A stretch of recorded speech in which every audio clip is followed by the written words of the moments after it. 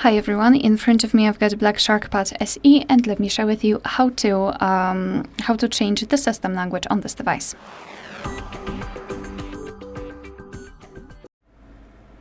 So let's begin with opening the settings. And here in this left section we need to scroll down a little bit and find the system. Then go language and region and tap on the first language. Now simply tap on Add Language, and here we've got the full list of available languages from which we can choose, so just find yours and tap on it. Choose the region if you can by tapping on it, of course. And as you can see, our new language has been immediately applied to this list.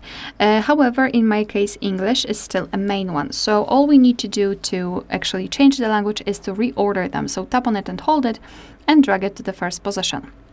Now tap on this option on the right, which means change. And as you can see, right now everything is in the chosen language. Let me do it again. Tap on it and hold it and drag it to the first position, second option, so the option on the right, and we've got English. If you want to remove the languages from this list, tap on the three dots icon in the right upper corner and tap on remove. Mark the language and tap on the trash bin icon. Tap on remove. And we've got only one language applied. Alright, so that will be all. Thank you so much for watching. Please hit the subscribe button and leave the thumbs up.